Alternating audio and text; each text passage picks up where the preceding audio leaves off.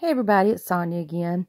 This time we're going to try it on the phone and see if it's not a little bit better. And I'm going to try to speed up talking just for Angie's sake.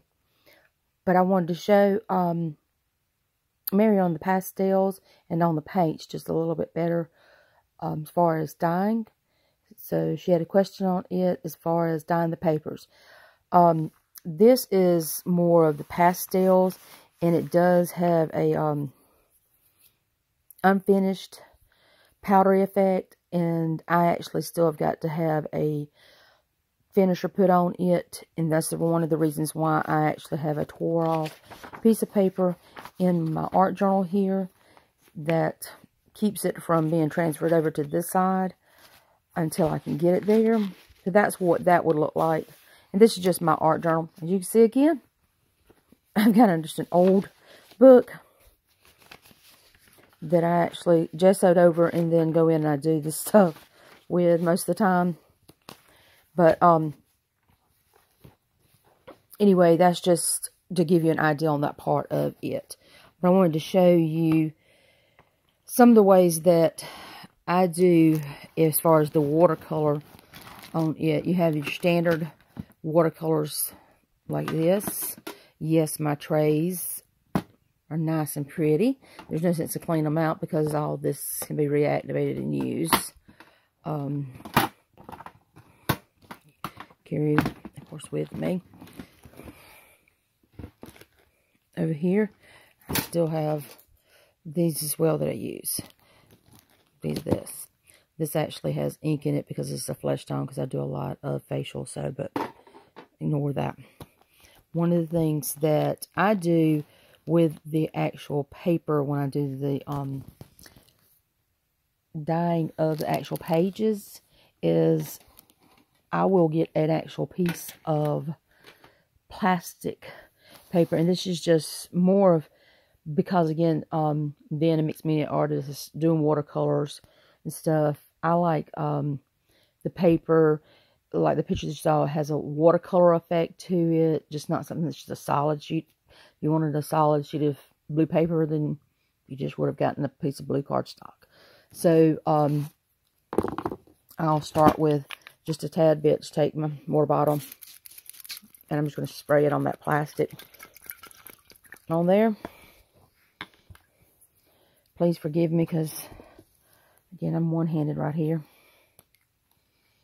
and I have problems trying to operate with two hands.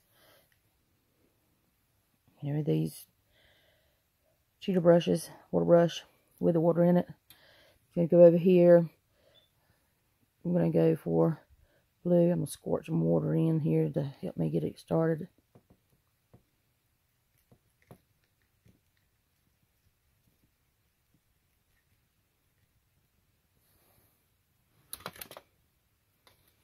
One of the reasons why I'm kind of had it up here to begin with, so that I can keep everything evened out. Trying to keep it in the frame and still figure out what I'm doing.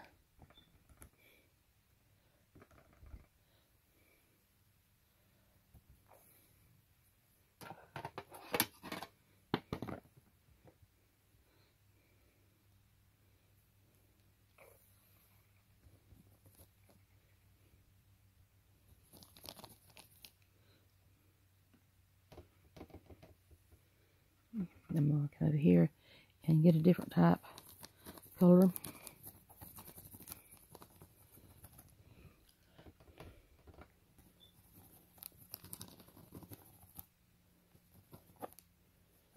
Kind of bring it in. The reason why doing with this plastic, like I said, it gives it a effect, because the whole point of when you're doing with the watercolors, you get these really cool effects with watercolors. If you let watercolors do what they want to do, which is exactly that, they're going to do what they want to do.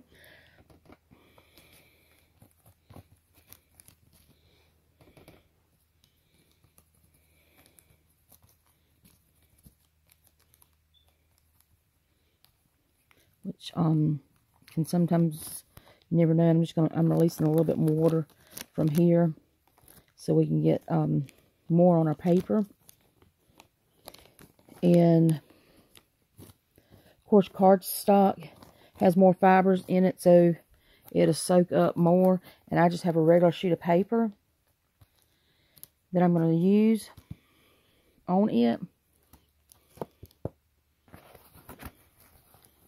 And of course, my box that I use.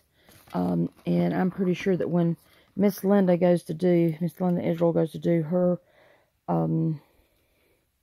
part, you're going to see her actually use something similar to this box. Because when she goes to do her sprays and stuff, you'll see her do this, her spray box.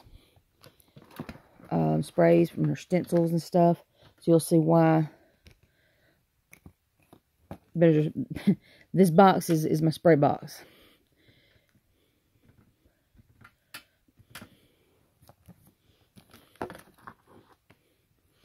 He don't want to participate, and he don't want to come over here, so I'm just going to go ahead and throw him over there and hope he doesn't decide to get all over my bed.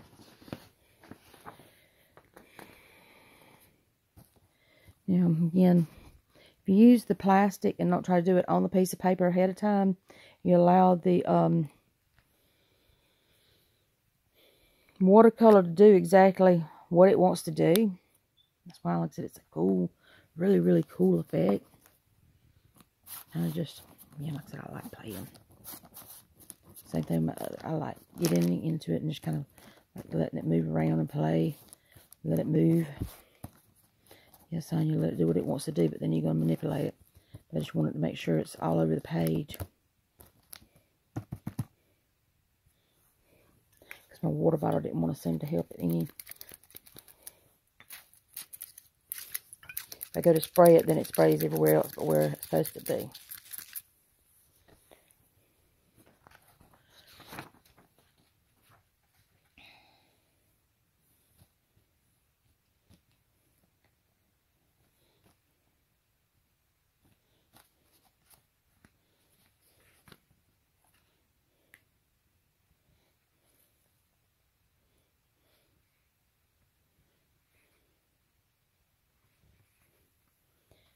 The great part about this is that when you're through, this piece of plastic was one that I think one of my clothing came in or something. So when I get finished with it, I will just chunk it. Recycle, recycle, recycle. Or I can just put it over to the side and reuse. So if you're worried about that mess, not wanting it there, you know something else is going to come in that you can use again, so you don't have to worry about that part of it. So I want it really dark right there. So I'm going to help it out. Soak in that piece.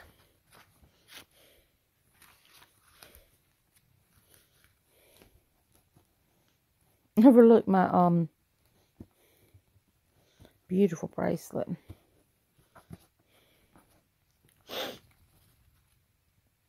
And it's present. Valentine present from my 8-year-old. She came in last night from services and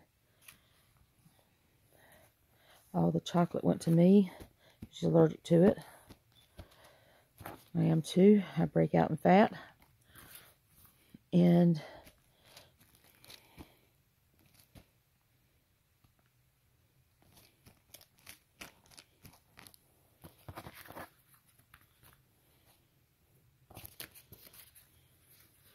so again, that's because it's a small amount of it, but turn it around just a little bit. So that gives you that, and when it dries, it'll be a little bit darker. That nice and pretty blue that was there. And once it does dry, I'll put a picture up under the video of it.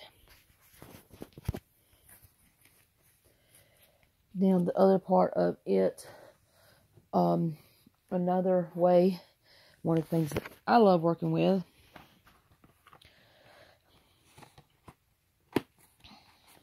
and we've already determined that one, I'm country, and two is a big old youngin'.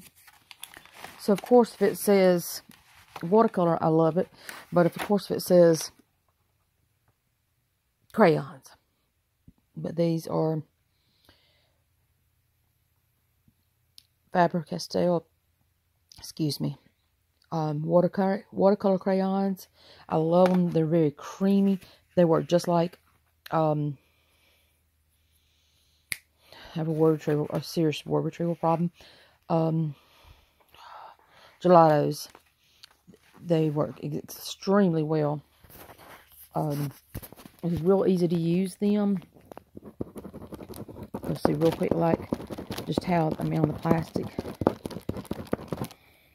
It didn't take anything. The only thing I do is just hold the plastic down. Otherwise, I can't, show you how, as far as using them.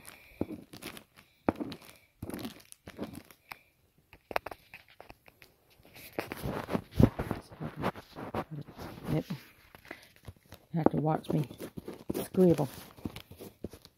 How about if I pause this just a sec? Okay. So, you see my pretty little kids' artwork. You know I have fun doing that, right? You can easily go back through with a watercolor pen, water soluble. Again, just mixing them together. I did the pink and blue, of course, which is going to make a purple effect on it. It's going to be kind of hard to do this, again, one-handed because of holding the plastic and doing it.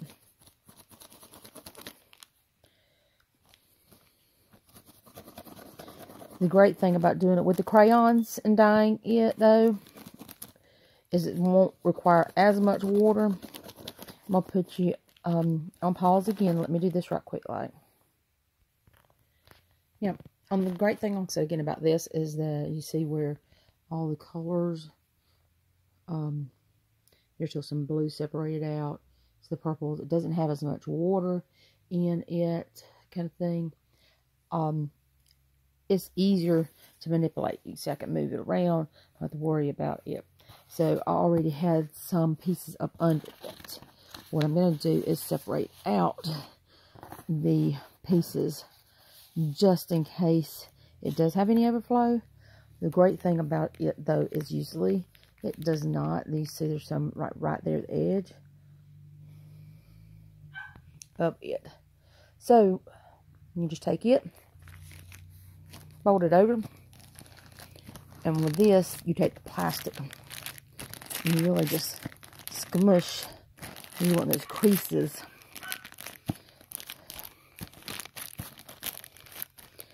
Sorry, totally out of the frame for a second. And you're going to get a whole nother effect. Whereas when you're using your watercolors the other way, you have to be very careful and how much water, and you have to do it differently. Or you're going to have to do it in the box and watch for the runoff and have other papers like you're going to do the tinge dye and stuff. I'm going to be able to just use this and kind of just wipe it up. And some other papers.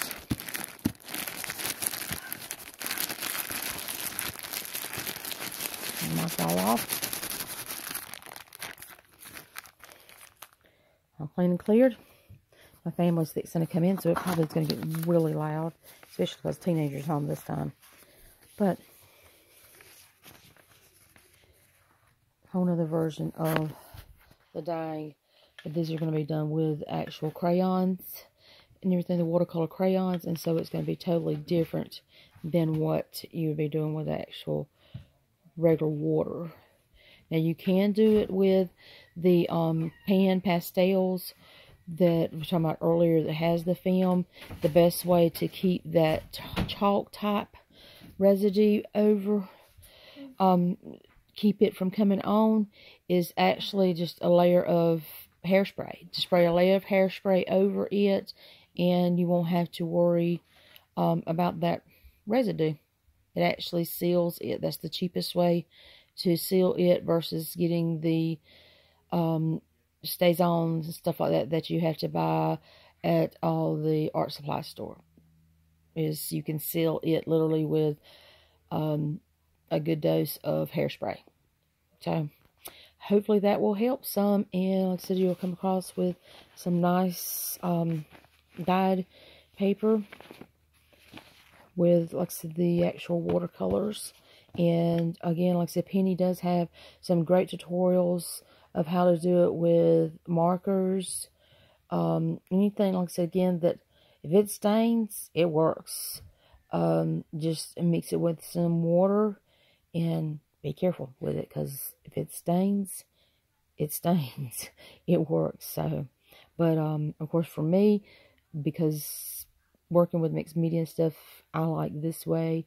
It's fun. It gives me an opportunity to work on the artist side and not just have to work on creating, but then it becomes a job. So have fun.